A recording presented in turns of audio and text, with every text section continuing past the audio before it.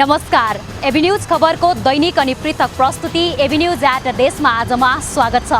साना खबर या ठुला खबर जसले समाजलाई सकारात्मक दिशातर्फ डोहोर्याउँछ या त्यस्ता खबर जसले सम्बन्धित पक्षलाई सचेत बन्न खबरदारी गर्छ। खबर हरपल अनि निरन्तर देशैभरका खबरदाताहरूको सामूहिक प्रस्तुति एबी न्यूज एट देशमा आजलाई आउनुहोस् सुरु गरौँ।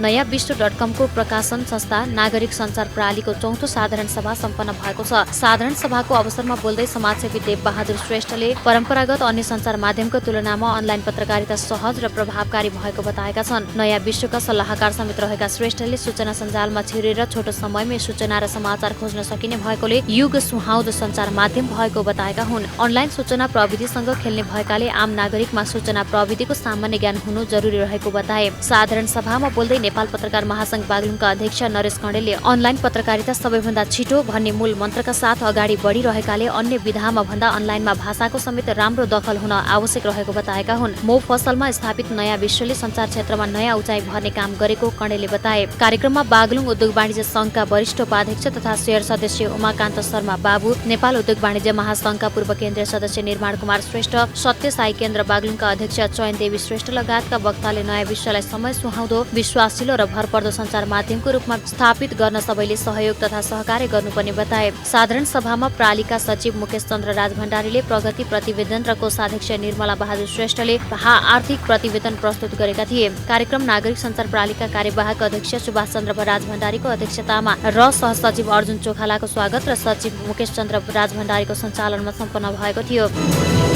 छिमेकी देश भारत र छिमेकी जिल्ला बाँकेको नेपालगञ्जमा दोस्रो चरणको कोरोना संक्रमण तीव्र गतिमा फैलिँदै गएपछि बर्दियामा पनि सावधानी अपनाउन थालिएको छ। कोरोना संक्रमण नियन्त्रणका लागि बर्दिया प्रशासन र बर्दिया प्रहरी चर्को घाममा स्थानीयहरूलाई सचेत गर्दै सडकमा नै पुगेका छन्। तपाईको मास्क खोइ भन्ने नाराका साथ मास्क नलगाएकाहरूलाई मास्क दिँदै मास्क लगाउन अनुरोध गरेका छन्। कोरोना संक्रमण तीव्र गतिमा फैलिएसँगै अझै पनि स्थानीयहरूले हेलचेक्राइ गर्दै आइरहेको अवस्थामा प्रहरी प्रशासन सचेतनाको रूपमा सडकमा हिँड्नु परेको हो। कोरोना संक्रमणको जोखिम बढ्दै गइरहेको अवस्थामा अत्यावश्यक काम बाहेक घरबाट बाहिर नजान जिल्ला प्रशासन कार्यालय बर्दियाले र्यालीबाटै अनुरोध गरेको छ। अत्यावश्यक काममा घरबाट बाहिर जान परेमा स्वास्थ्य मापदण्ड पूर्ण रूपमा पालना गरेर मात्रै बाहिर जान प्रमुख जिल्ला अधिकारी सन्तबहादुर सुनारले अनुरोध गरेका छन्। गुलरिया भन्सार कार्यालयबाट राधाकृष्ण चोकसम्म सचेतनामूलक सन्देश सहित जिल्ला प्रशासन, जिल्ला प्रहरी, सशस्त्र प्रहरी, गुलरिया नगरपालिका, नेपाल रेडक्रस सोसाइटीबाट सहभागिता रहेको थियो।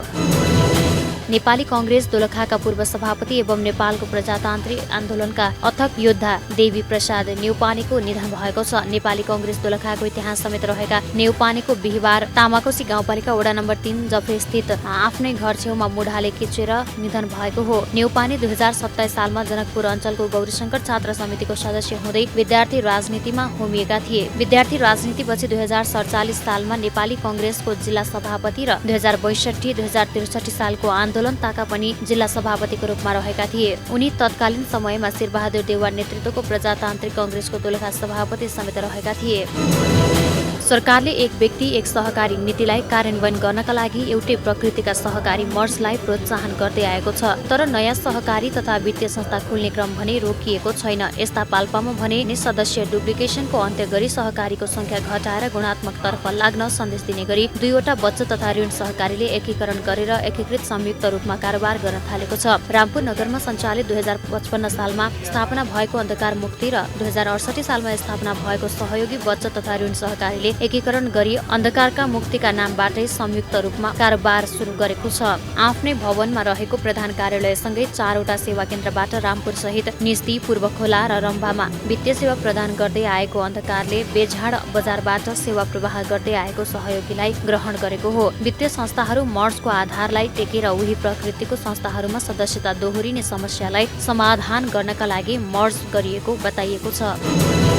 सरकारले धौलागिरीका 4 जिल्लालाई लक्षित गरी कोरोनाको स्वाब टेस्ट गर्ने प्रयोगशाला स्थापना गर्ने भनेर घोषणा गरेको छ। घोषणा गरेको 10 महिनापछि धौलागिरी अस्पताल बागलुङमा आएको पीसीआर प्रयोगशालाले पूर्णता पाएको छ। धौलागिरीका 4 जिल्लाका सर्वसाधारणलाई कोरोना भाइरस संक्रमणको परीक्षणका लागि कोरोनाको स्वाब परीक्षण गर्ने पीसीआर ल्याब स्थापना भएपछि पीसीआरको लागि पोखरा पुग्नुपर्ने बाध्यताको अन्त्य हुने भएको छ। धौलागिरी अस्पताल बागलुङमा कोरोना परीक्षणका लागि आरटी-पीसीआर मेसिन जडान भएपछि शङ्कास्पद बिरामीको थ्रोट स्वाब पठाएर हप्तौं कुर्नुपर्ने बाध्यता अन्त्य हुने भएको अस्पताल व्यवस्थापन समितिले जनाएको छ। नेपाल सरकारले प्रयोगशाला र स्थापना गर्ने निर्णय गरेको झण्डै 10 महिनापछि अस्पतालमा कोरोना परीक्षण प्रयोगशाला तयार भएको हो। मेसिन अहिले परीक्षणमा रहेको र परीक्षण सकिए लगतै कोरोना परीक्षण थालिने अस्पतालले जनाएको छ। अहिले मेसिन परीक्षणमा छ। मेसिनबाट दिनमा 70 जनाको कोरोना परीक्षण हुने ल्याब टेक्नोलोजिस्ट नारायण कोइरालाले बताए।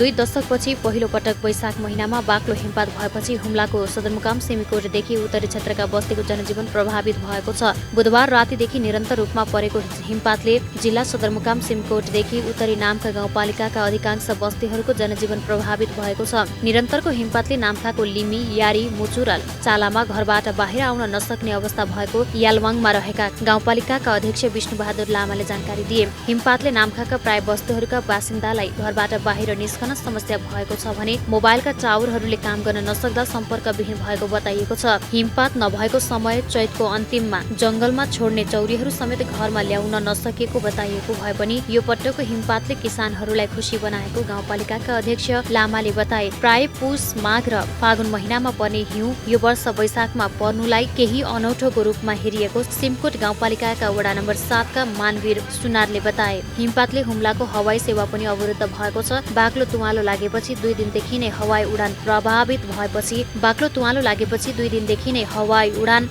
भए पनि लामो समयको चर्को खडेरीमा रहेको जिल्लाको मध्य र दक्षिण क्षेत्रलाई निकै राहत भएको बताइएको छ।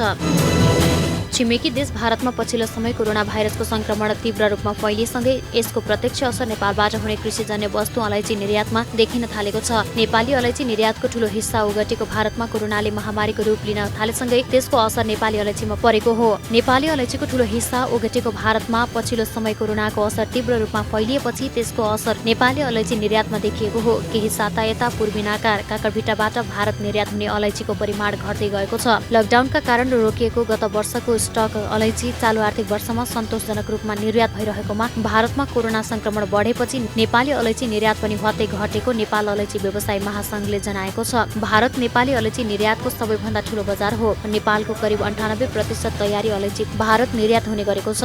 कोरोना फैलिएसँगै अलैँचीको माग घटेको भारतीय अलैँची व्यवसायीले बताउने गरेको महासंघले जनाएको छ। महासंघका अनुसार अलैँचीको मूल्य नबढे पनि उत्पादनसँगै निर्यात बढ्दा केही समय किसान तथा व्यवसायीलाई ठूलो राहत भएको थियो। तर कोभिडको कारणले प्रत्यक्ष असर पुर्याएको महासंघले जनाएको छ। मुलुकको वैदेशिक व्यापारमा कुल निर्यात 6.2% अलैँचीको योगदान छ।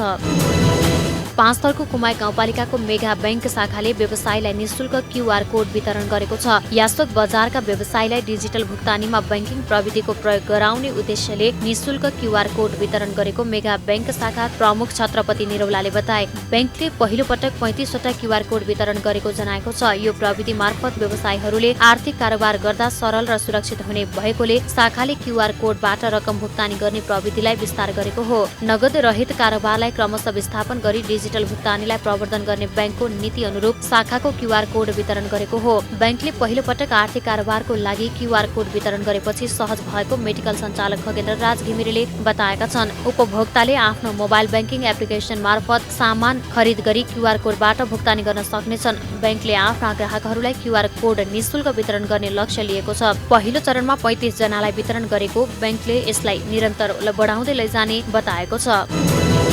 शिवश्री हाइड्रो पावर कम्पनीले निर्माण गरेको माथिल्लो चाकु ए जलविद्युत आयोजनाको व्यावसायिक उत्पादन सुरु भएको छ। एक कार्यक्रम गर्दै सिन्धुपाल्चोकको भोटेकोसी गाउँपालिकामा निर्माण सम्पन्न भएको सो आयोजनाको व्यावसायिक उत्पादन सुरु गरिएको हो। निजी क्षेत्रको अगुवाईमा निर्मित 22.2 मेगावाट क्षमताको माथिल्लो चाकु ए जलविद्युत आयोजनाले गत वैशाख 2 गते आफ्नो उत्पादन केन्द्रीय प्रसारण लाइनमा जोडेको थियो। सम्पूर्ण परीक्षणका प्रक्रिया सकेर आयोजनाले व्यावसायिक उत्पादन गर्न थालेको हो। यो सँगै राष्ट्रिय प्रसारण लाइनमा तत्काल 3.5 मेगावाट विद्युत थपिएको छ। आयोजना रहेको भोटेकोसी गाउँपालिकाका अध्यक्ष राजकुमार पौडेलले आयोजनाको व्यावसायिक उत्पादनको शुभारम्भ गरेका हुन्। नेपाल चीन सीमावर्ती भोटेकोसी गाउँपालिका 4 फुलपिङ कट्टीमा निर्मित आयोजनाको उत्पादन 22 किलोमिटर दूरीमा लामो साँगोमा रहेको विद्युत प्राधिकरण स्वामित्वको सुनकोशी जलविद्युत केन्द्रको सब स्टेशन मार्फत केन्द्रीय प्रसारण लाइनमा जोडिएको शिवश्रीका अध्यक्ष बच्चु पौडेलले बताए। हिउँदको सुक्खा मौसम भएकाले आयोजनाबाट तत्काल 3.5 मेगावाट विद्युत भइरहेको उनले बताए। आगामी असारदेखि मात्र पूर्ण क्षमतामा उत्पादन हुने अध्यक्ष पौडेलले बताए।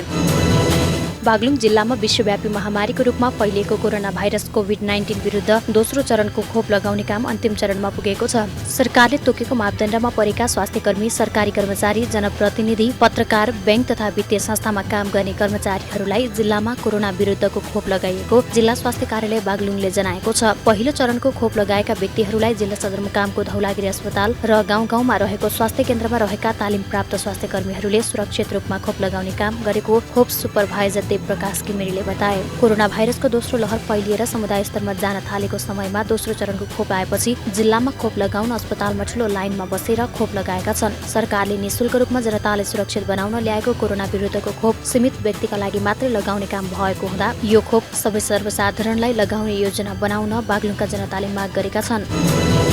नियमित रूपमा विद्युत सेवा अवरुद्ध हुँदा डोटीमा उपभोक्ताहरू मारमा परेका छन्। दैनिक 100 भन्दा बढी पटक विद्युत आउने जाने गरेको छ। हावाहुरी चल्दा मात्र होइन, घाम लागेको समयमा पटक पटक बत्ती आउने जाने गरेका कारण उपभोक्ता मारमा परेका छन्। विद्युत अवरुद्ध हुँदा दैनिक कामकाजका साथै विद्यार्थीहरूको दैनिक गृह कार्य लगायत घरायसी काममा समेत बाधा पुगेको छ। विद्युत प्राधिकरणको चरम लापरवाहीका कारण समस्या बढ्दै गएको भए पनि सुधारको संकेत पनि देखिएको छैन। अघोषित रूपमा पटक पटक विद्युत जाँदा जिल्लाका 22,000 विद्युत उपभोक्ता मारमा परेका छन्। युवा पुस्ताको चाहना बमोजिम बागलुङ सदरमुकाममा मोटरसाइकल बजारमा ल्याइएको छ। गण्डकी प्रदेशको दोस्रो ठूलो व्यापारिक केन्द्र बागलुङ बजारमा हिरो कम्पनीको BS अटोमोबाइलले ग्राहकलाई सेवा दिन सुरु गरेको हो। नेपालमा दुई पाङ्ग्रे सवारी साधनको प्रयोगकर्ता दिन प्रतिदिन बढ्दै गएको छ। BS अटोमोबाइलले नयाँ वर्ष 2078 को पावन अवसरमा बागलुङ सदरमुकाममा नयाँ व्यवस्थापनका साथै सेवा शुभारम्भ गरेको प्रोपराइटर शशि कपूर श्रेष्ठले बताए। बागलुङ बजारमा हिरो मोटरसाइकल, प्लेजर, स्कुटी युवा पुस्ताको रोजाइमा परेका कारणले पनि राम्रो व्यापार भइरहेको श्रेष्ठ बताउँछन्। भौगोलिक बनावटकै कारणले पनि पछिल्लो समय शहरी इलाकामा मात्र नभएर पहाडी क्षेत्रमा समेत मोटरसाइकल प्रयोगकर्ता बढ्दै गएका छन्। प्रत्येक वर्ष 2000 भन्दा बढी दुई पाङ्ग्रे सवारी प्रयोगकर्ता धवलागिरी अञ्चलभित्रै थपिँदै गएका छन्। नेपालमा हाल 1 दर्जन भन्दा बढी मोटरसाइकलका ब्रान्डहरूको बिक्री हुने गरेको छ। नाटा अटोमोबाइल्स एसोसिएसन अफ नेपालले सार्वजनिक गरेको सूचना अनुसार सस्तो बजेटमा मोटरसाइकलदेखि शौखिनहरूले चढ्ने महँगा मोटरसाइकलसम्म बिक्री हुने गरेको छ। नेपालमा चलेका ब्रान्डहरूमा Bajaj, Yamaha, Hero, Honda, Suzuki लगायतका रहेका छन्। महिला सशक्तिकरणमा जोड दिँदै मोरङको सुन्दर हरैचा नगरपालिकामा महिलाहरूका लागि विभिन्न किसिमका तालिम सञ्चालन गरिँदै आएको छ। पछिल्लो समयमा वडा नम्बर 5 का महिलाहरूको लागि नेतृत्व तथा व्यक्तित्व विकासमा जोड दिँदै उद्घोषण सुरु भएको छ। सुन्दर हरैचा नगरपालिका वडा नम्बर 5 को समन्वय तथा Goodluck education and training centre इटहरीको आयोजनामा 3 दिने उद्घोषण तालिम सुरु भएको हो। गुडलक एजुकेसनका निर्देशक वसन्त रेग्मीको अध्यक्षता तथा सुन्दर हरैचा नगरपालिका वडा नम्बर 5 को वडा अध्यक्ष रामप्रसाद रिजालको प्रमुख आतिथ्यतामा तालिम सुरु गरियो। वडा क्षेत्रका 25 जना महिलाहरूको सहभागिता रहेको तालिममा सीमा बस्नेत, लीलाराज भट्टराई र रेवती निरौलाले सहजीकरण गर्नेछन्। वडाले महिलाहरूका लागि विभिन्न किसिमका तालिमहरू सञ्चालन गर्दै आएको वडा अध्यक्ष रिजालले जानकारी गराए। तालिम उद्घाटनका कार्यक्रममा भानु साझा पुस्तकालयका अध्यक्ष पुना राई, वडा सदस्य सङ्गीता सापकोटा, सीमा नेपाली लगायतका अतिथिहरूको सहभागिता रहेको थियो।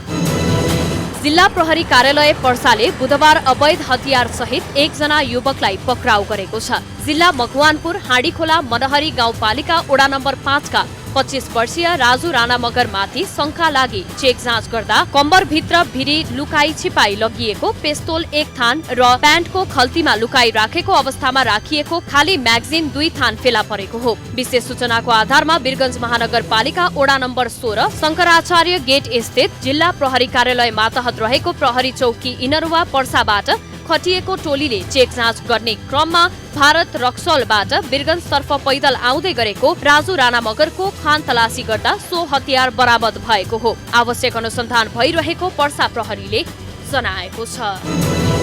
देशको प्रमुख शहरका सुविधा सम्पन्न अस्पतालमा अक्सिजन प्लान्टले काम नगरेर बिरामीले शास्ति खेप्नु परेको बेला धवलागिरी अस्पताल बागलुङमा भने सुविधा सम्पन्न अक्सिजन प्लान्टबाट बिरामीले सेवा पाइरहेका छन्। राजधानी लगायत देशको शहरी क्षेत्रका ठूला अस्पतालमा अक्सिजन प्लान्ट बिग्रेर बिरामीले दुःख पाइरहेको खबर बाहिर आएको बेला धवलागिरी अस्पताल बागलुङमा भने अक्सिजन प्लान्ट राम्रोसँग सञ्चालन भइरहेको छ। हिजो आजका दिनमा बिरामीले सिलिन्डरको माध्यमबाट अक्सिजन लिँदै आएकोमा अहिले भने अस्पतालले बिरामीको बेडसम्मै पाइपलाइनबाट अक्सिजन दिइरहेको छ। गण्डकी प्रदेशको दोस्रो ठूलो व्यापारिक केन्द्र बागलुङमा बिरामी भई उपचार गराइरहेको रहेका बिरामीका लागि आवश्यक पर्ने अक्सिजन अस्पताल व्यवस्थापन समितिले प्रदेश सरकारको सहयोगमा स्थापना गरेपछि उपचारमा सहज भएको अस्पताल व्यवस्थापन समितिले जनाएको छ। धवलागिरी अस्पतालमा सञ्चालन भइरहेको अक्सिजन प्लान्टले कोरोना भाइरस कोभिड-19 का बिरामी भर्ना गर्दा समेत यसले मद्दत गर्ने अस्पतालका स्वास्थ्यकर्मी भरत शर्माले बताए। अस्पताल भर्ना भएका बिरामीको बेडसम्म व्यवस्थित रूपमा पाइप मार्फत अक्सिजन प्लान्ट पुर्याएपछि यति बेला बिरामीको उपचारका लागि सहज भएको बिरामीका आफन्तहरू बताउँछन्। अस्पतालमा भर्ना हुने बिरामी मध्ये करिब 20% संक्रमितलाई कुनै पनि समय अक्सिजन आवश्यक पर्ने चिकित्सकहरू बताउँछन्। अझ समयमै अक्सिजन उपलब्ध गराउन सकिए आइसियु र भेन्टिलेटरमा जाने बिरामीको संख्या कम गर्नका लागि धवलागिरी अस्पतालमा राखिएको अक्सिजन प्लान्ट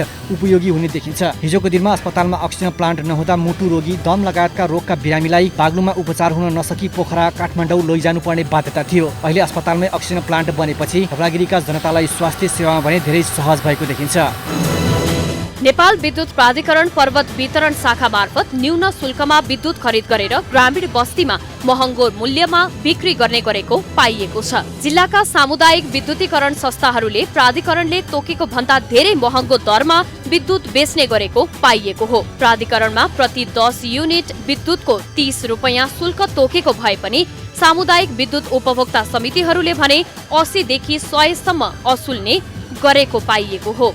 सहकारी मार्फत सञ्चालनमा रहेका अधिकांश सामुदायिक विद्युतीकरण संस्थाहरूले विद्युतको व्यापार गर्ने गरेका छन्। कानून अनुसार प्राधिकरणले तोकेको मूल्य भन्दा बाहिर विद्युत शुल्क उठाउन नपाइने व्यवस्था विद्युत विनियमावलीमा रहेको छ। तर जिल्लाका सामुदायिक विद्युतीकरण संस्थाहरूले विद्युत विनियमावली उल्लङ्घन गरेर महँगो शुल्कमा विद्युतको कारोबार गरिरहेका छन्। सामुदायिक विद्युतीकरण संस्थाहरूले खपत भएको युनिट नै नलेखी प्रति 80 का दरले आफू खुसी शुल्क वसुल्ने गरेका छन्। आफूले खपत गरेको विद्युतको जानकारी नै नदिई शुल्क असुल्दा आफूहरू ठगिएको उपभोक्ताहरूले बताएका छन्। कुस्मा 14 का दीपक बानियाले ओडा भरिका 1000 भन्दा बढी उपभोक्ताहरू मारमा परेको बताए। देशकै खबर अनि खबर भित्रको खबर खोज्ने हाम्रा खबरदाताहरूको सामूहिक प्रस्तुति एभिन्यूज एट देशमा आजमा हामी त्यस्ता खबरलाई ध्यान दिन्छौँ जुन खबर ओझेलमा परेका छन् र बन्न सक्छ खबर। एभिन्यूज एट देशमा आजका लागि यति नै। भोलि फेरि यही समयमा उपस्थित हुने नै छौँ। खबर भित्रको खबरका लागि हेर्दै गर्नुहोला एभिन्यूज खबर। नमस्कार।